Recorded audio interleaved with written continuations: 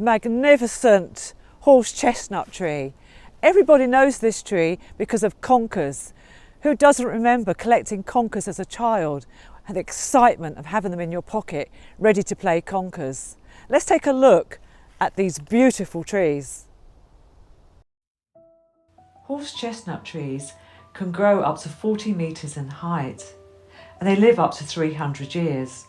The leaves of the horse chestnut are palmate and have between 5 and 7 toothed and pointed leaflets that spread from the central stem. The horse chestnut flowers in May. After pollination by insects, the flowers develop into glossy conkers that are protected in spiky green coloured husks which fall in the autumn. If you carry 3 conkers in your pocket, it's supposed to bring you good luck. But if they're shiny as well, then you're always going to have money.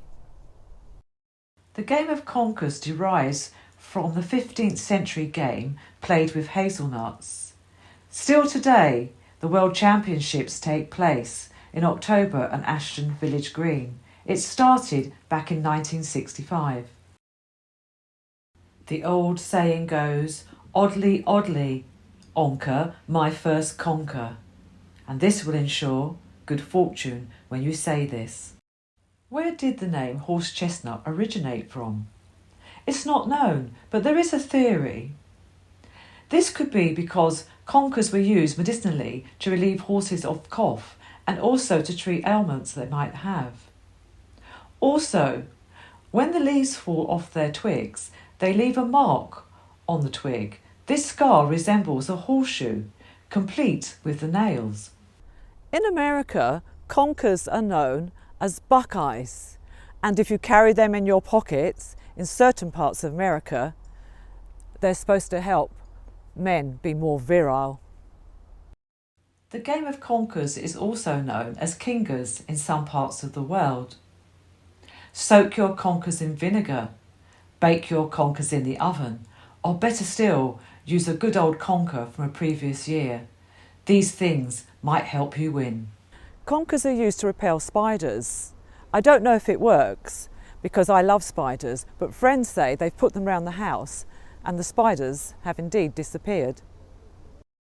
In English folklore, it was claimed that the longer the spines were around the shell on the conker, the longer and harder the winter to come would be. There are 15 recognised species of horse chestnut. The European horse chestnut is believed to have originated in the Balkan region of Eastern Europe. It is believed it was introduced from Turkey in the late 16th century.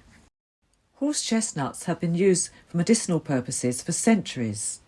They have been used to treat malaria, varicose veins, diarrhoea, frostbite, ringworm, and even used as a sunscreen.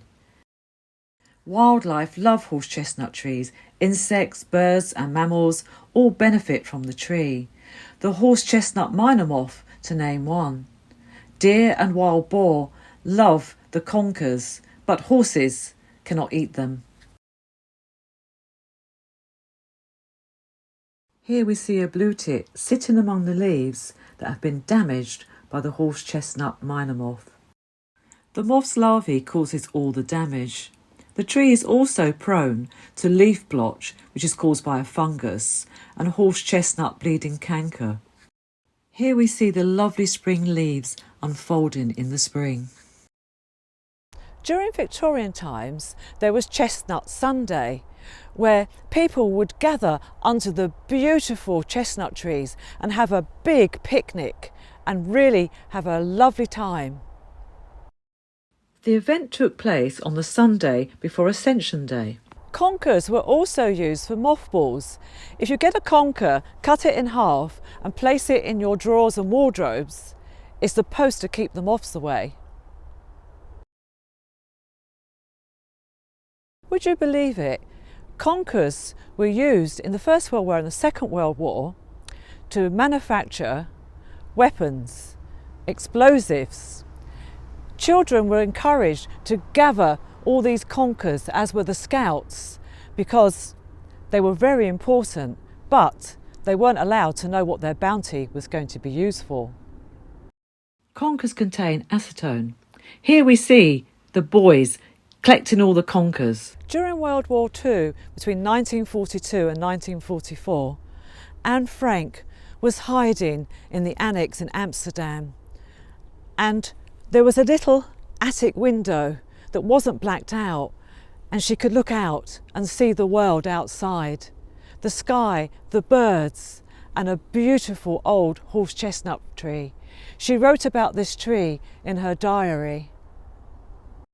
The two of us looked out at the blue sky, the bare chestnut tree glistening with dew, the seagulls and other birds glinting with silver as they swooped through the air, and we were so moved and entranced that we could not speak. Anne Frank wrote this on the 23rd of February 1944. Anne Frank's diary has been read all over the world. The words say it all. In Victorian times, conkers were also used to make flour. The Horse Chestnut Fairy by Cecily Mary Barker. The song of the Horse Chestnut Fairy. My conkers, they are shiny things, and things of mighty joy, and they are like the wealth of kings to every little boy. I see the upturned face of each who stands around the tree. He sees his treasure out of reach, but does not notice me. For love of conkers bright and brown, he pelts the tree all day. With stones and sticks he knocks them down, and thinks it jolly play. But sometimes I, the elf, am hit, until I'm black and blue. Oh laddies, only wait a bit, I'll shake them down to you. Buckeyes are often found in hoodoo recipes and potions. Horse chestnut tree, let me walk amongst your canopy of splendour. I am taken back into the past, looking for conkers, laughing and playing, the leaves rustling beneath my feet. May your precious beauty take us and delve us into the past and be in a happy place. I hope you've enjoyed this episode all about the fabulous horse chestnut tree. I think you'll agree they're beautiful. Until next time.